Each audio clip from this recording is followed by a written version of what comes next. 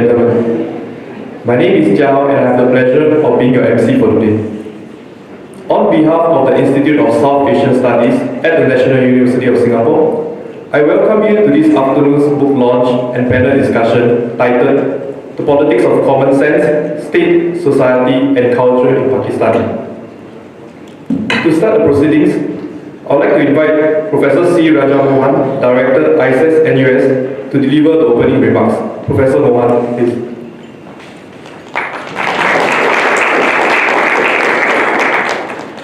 Thank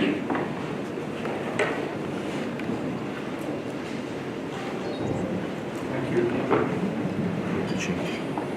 Ambassador Pillai, Chairman, Institute of South Asian Studies, Ambassador at Large, Ministry of Foreign Affairs, Excellencies, Dr. Akhtar, Professor Basroor, ladies and gentlemen.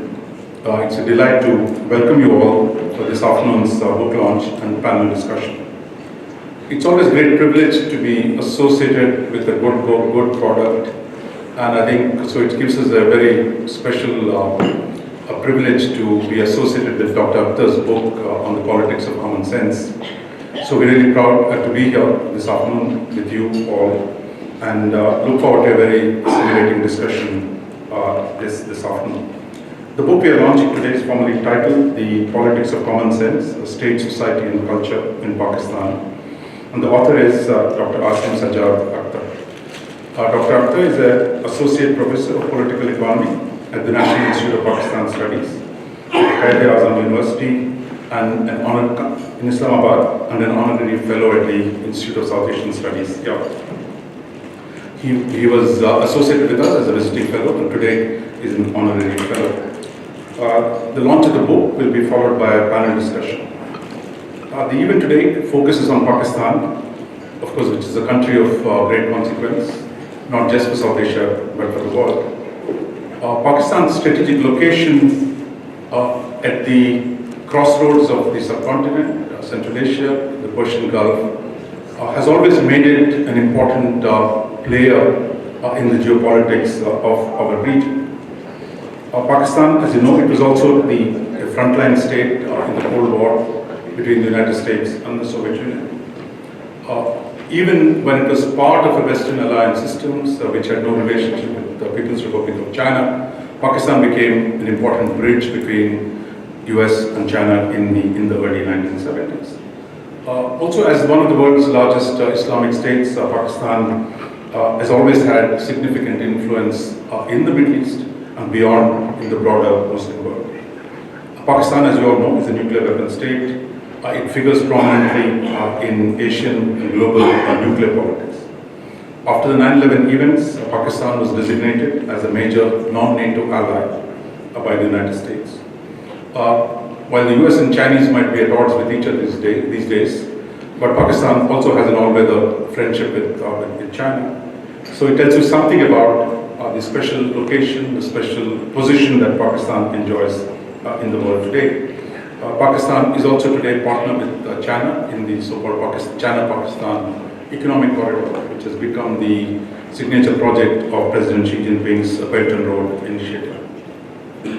Despite this extraordinary significance of Pakistan in the regional and the international domain, there seems to be little understanding or awareness of its domestic politics. That much of the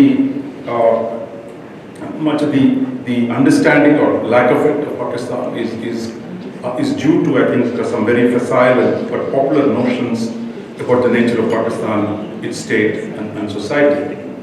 These have tended to limit our understanding of what Pakistan is and what Pakistan has. This is precisely where I think the contribution of Dr. Akhtar's book comes in.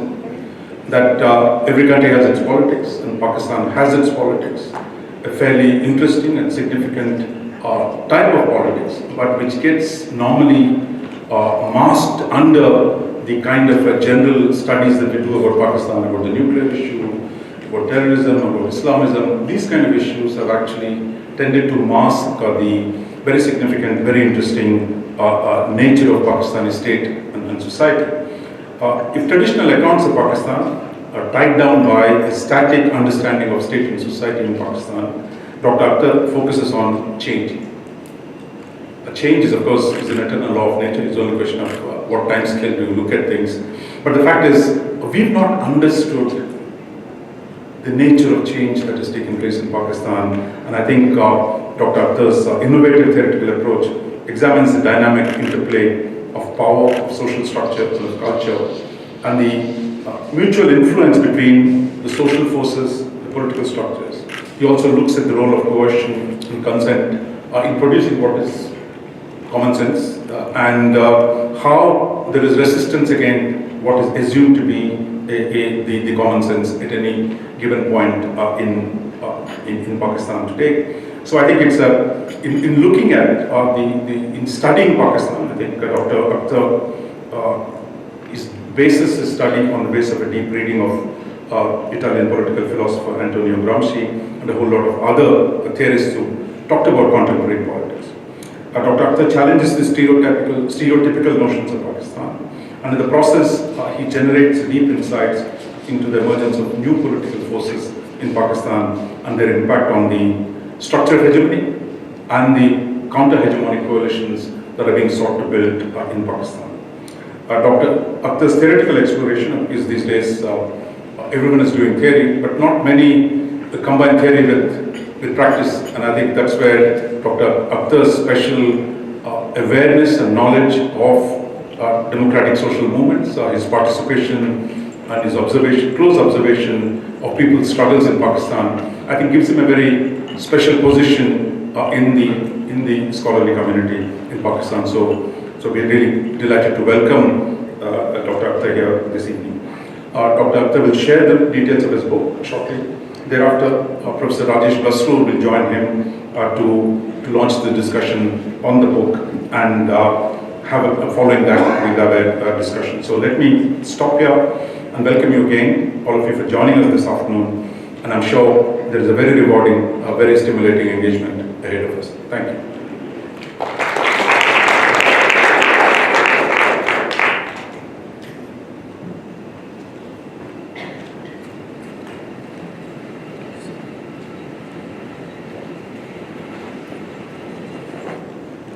Thank you, Professor Mohan.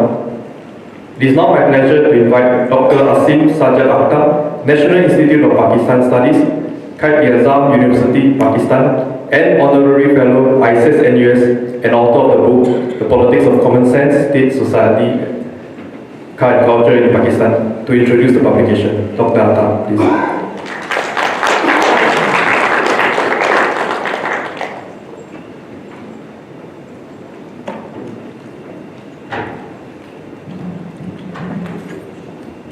Thank you to all of you for being here, for the very kind introduction, and to ISAS for organizing the event.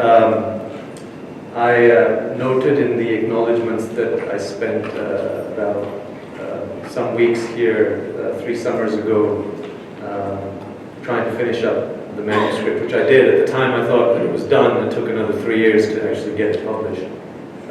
Which speaks both to how long it takes to get things published, but also to my other preoccupations, which Professor Mohan just sort of hinted at briefly. Okay, so let me just spend a little bit of time telling you about the book, hopefully in a way that actually helps you understand some of those processes that were hinted at, rather than make them even more obfuscate them even more. So I been thinking about how I would sort of share with you, or summarize what's in this book. I figured I would sort of discuss 3 basic things that I've tried to do. One is to go beyond the sort of not strange. It's not strange in some ways. For me, it's a bit strange, but I suppose it makes sense otherwise. This fascination that commentators and lay people alike have with individuals, messiah figures, in trying to explain everything, and instead uncover the underpinnings of everyday life beyond these larger-than-life individuals.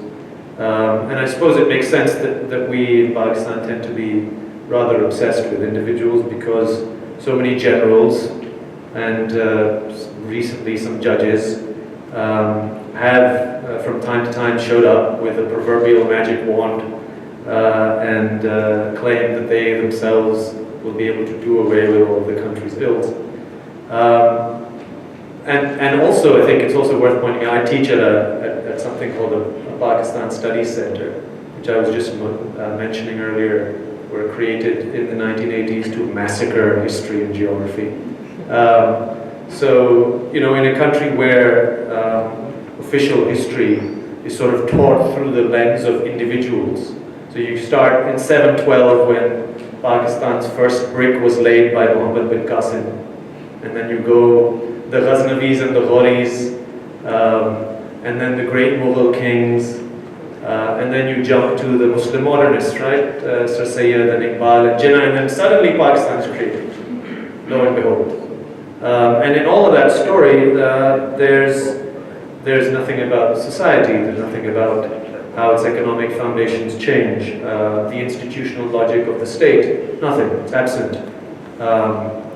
You know, our university is supposedly the best public sector university in the country, and it never ceases to surprise me how, you know, 20, 21, 22-year-olds show up with a complete ignorance of their own history, precisely because they are, you know, the way in which they are taught to think is to think in terms of these grandiose individuals who make history happen, irrespective of everything else that goes on around them. And in much the same way, that's what happens in the post-47 part of the story as well, you know, with you know, Sikandar Mirza and Ayub and Bhutto and Zia and so on and so forth, and very little beyond that, at least in how it's taught and propagated in the mainstream. Now, the story that I tell in this book is centers around the Zia years and the period both immediately preceding and following that most dark dictatorship. But what I seek to do in the book is to show exactly how much Pakistan's, you know, polity, economy, and society change through this period, as Professor Mohan just pointed out, and as they continue to do to this day. Now, this is sort of rocket science, but you know, if you go to Pakistan, in fact, even outside of Pakistan often, it's still somewhat fashionable to hear it called a feudal society. I was just talking to someone outside about sort of the idea that it's a tribal, perhaps, you know, at least elements, parts of society are tribal. So, you know, feudal society dominated by a handful of landed families that can be traced back to the colonial period and beyond. But actually, as early as there's a number of scholars who've shown this, as early as the late 1950s, Pakistani society had started to undergo substantial transformation. Like much of South Asia, via the Green Revolution, rural-urban migration, and the emergence of market towns that represented developments in the secondary and tertiary sectors of the agrarian economy. For the record, Pakistan is the most urbanized country in South Asia, and you know, by some estimates, at least half of its population can now be classified as urban.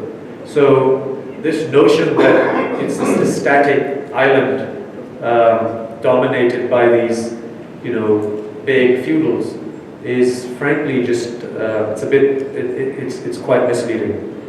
Now, it was this set of changes that I just mentioned, subsequently deepened by another big, huge thing that is almost always underemphasized, which were the Gulf migrations, which started in the 1970s, and which, by the way, made labor into Pakistan's biggest export. We earn more money from remittances than we earn from anything else. That then produced new emergent forms of politics, particularly in cities and towns, amongst young people and, you know, migrants who were starting to populate the new industries that were being set up in the early 60s.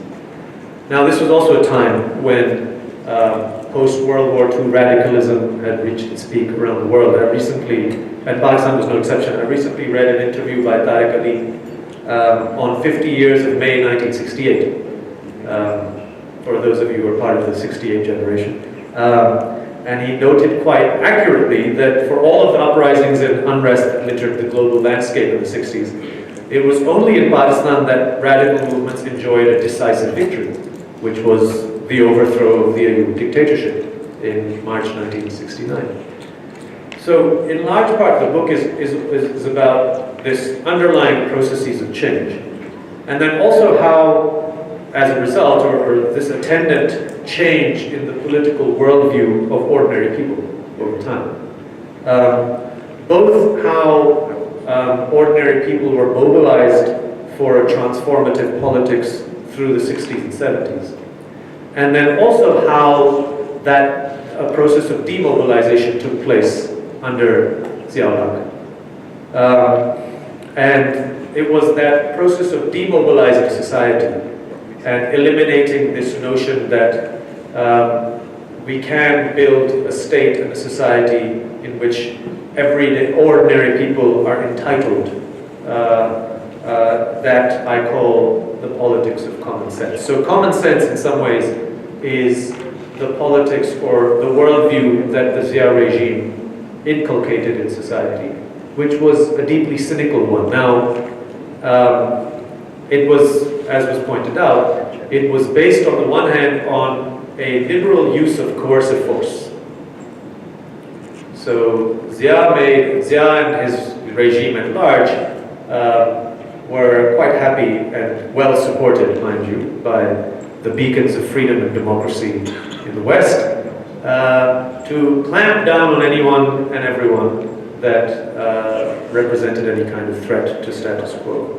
But perhaps, as far in my narrative, as important, if not more so, was the everyday regime of patronage that the martial law government institutionalized.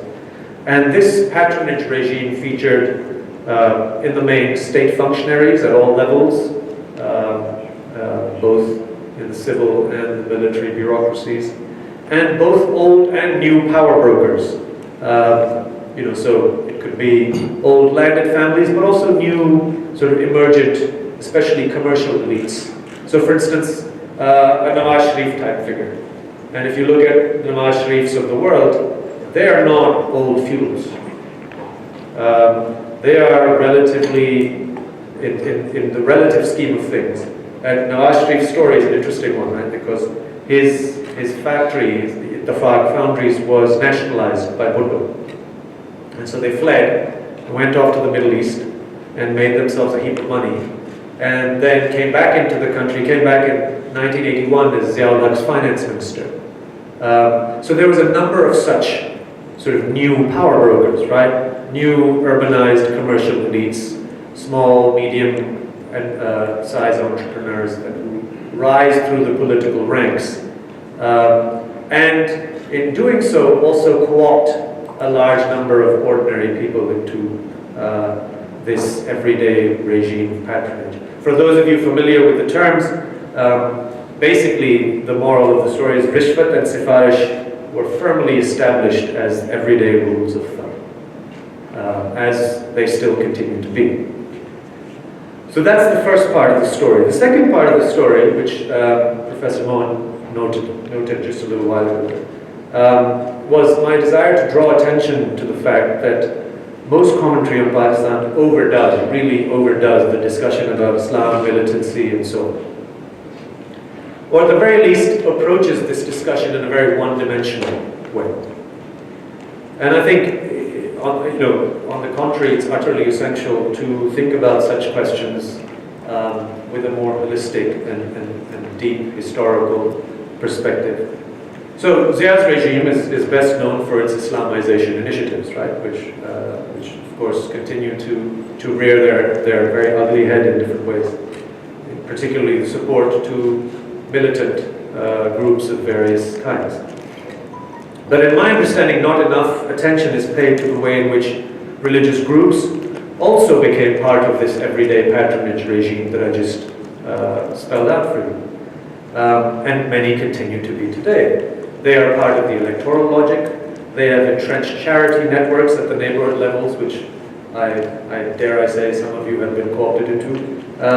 They were inducted into educational institutions and the mainstream media, don't I know it, in a public sector university, where 30 years later we can still see the impacts on our educational environment of those initiatives to deliberately induct people in a very Maldudian, I was talking to someone the other day, a very Maldudian sort of revolution from above via sort of, you know, thinking about future generations and how their worldviews can be cultivated.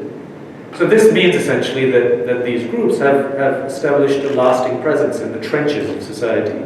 And thinking of them only as renegades existing in some faraway place to be bombed into the Stone Ages is at best an exercise in indulgence. And for me, even more importantly, it's important to consider that while Islamization did transform the cultural logic of Pakistani society, it also exists quite comfortably with the everyday common sense of favors and connections. And Islam actually has very little to do with the negotiations that ordinary people, and the elite, mind you, have with thanas and kacheris and employers and land mafias and all of those brokers of power that through which the society and state tick on a day-to-day basis. So there's a sense that Pakistanis conform to the rhetoric that anything and everything we do is guided by religion, but in practice abide by very different norms in which personal connections are the name of the game, rather than some idyllic Islamized logic. This then brings me to the third thing that I think might help you understand or summarize what this book is about. The state, which of course many people are concerned with all over the world.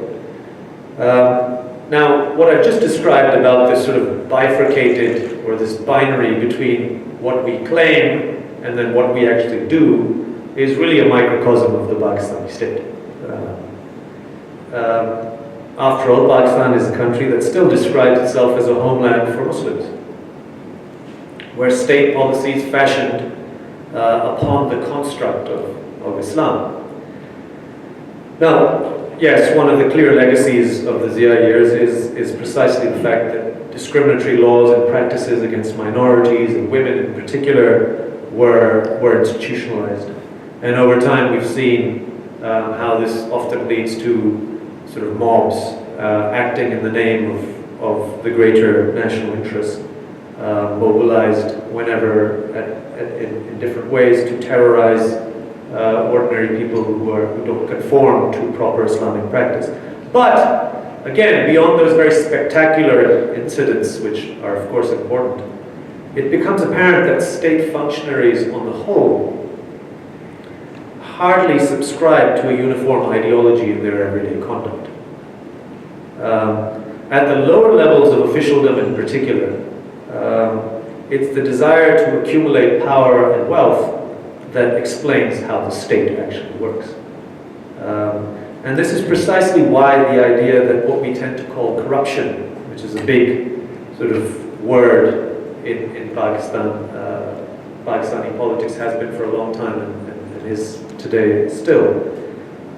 You know, this notion that corruption is limited to a handful of extremely powerful people at the top of the political food chain is quite misguided. As I pointed out, Rishwat and Sifarish are the everyday manifestation of a deep systemic logic in which state functionaries are central players. So, all that having been said, it's difficult for me in particular, I have a bit of a chip on my shoulder about this perhaps, but even if I didn't, it's difficult to sort of summarize everything in this book without talking about the one institution in Pakistan that does distinguish itself, both in terms of symbolizing the so-called ideology of the state, and apparently being the key word, steering clear of the everyday corruption of the rest of us ordinary mortals. As it turns out, I chose not to spend too much time in this book discussing the army, in part because civil-military relations and, what the security establishment does and who it patronizes and who it doesn't, are amongst probably the most prolifically written about themes in the literature anyway.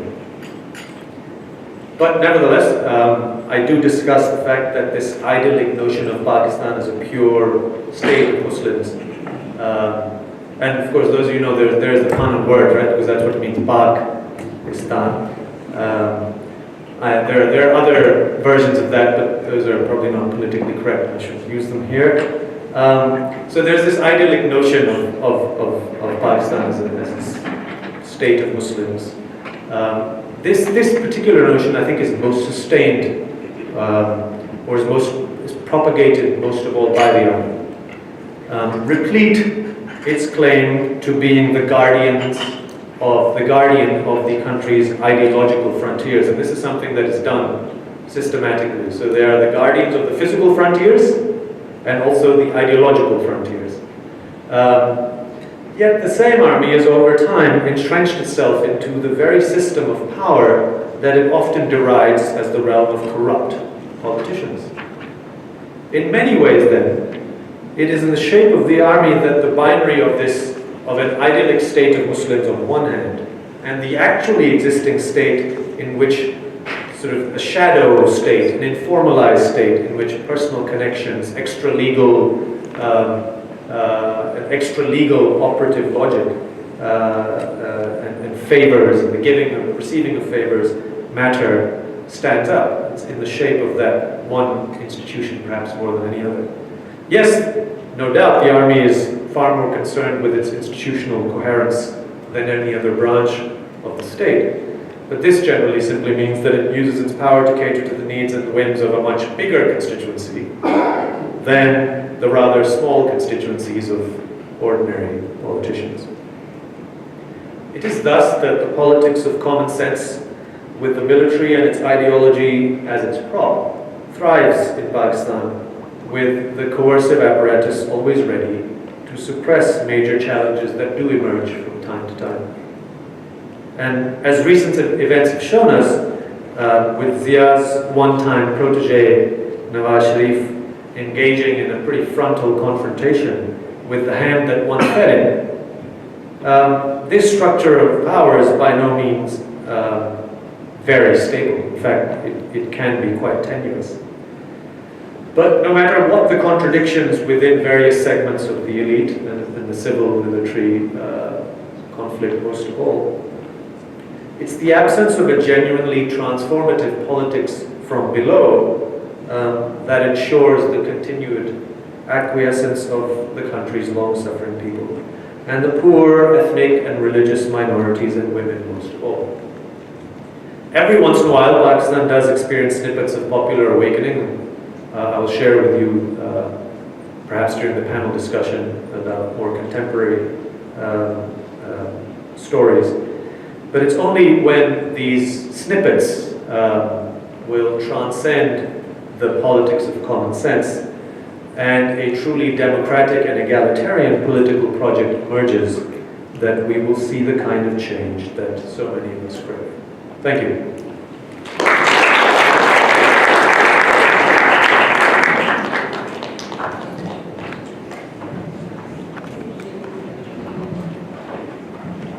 Thank you, Dr. Akhtar.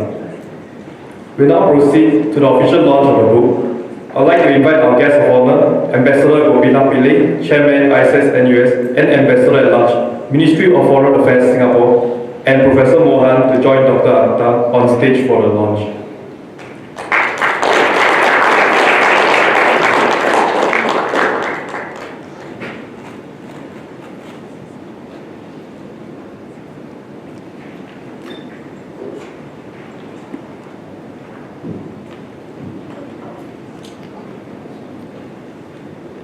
I'd like to also invite Mr. Rajesh to be on stage. Thank you.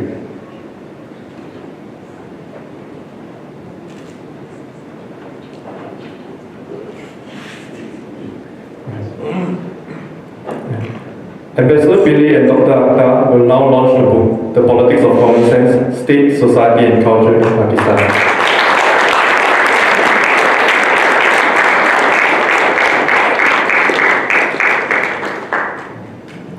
Dr. Akhtar will now present a copy of the book to our guest of honor, Ambassador Pillai.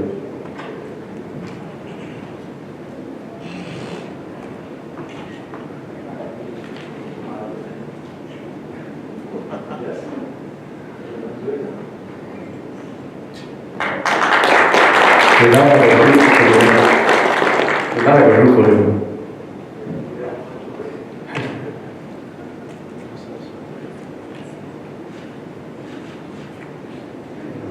Thank you. Ambassador Pillai will now take his seat, while Professor Akhtar, Professor Mohan and Professor Rajesh Basru will remain on stage for the panel discussion.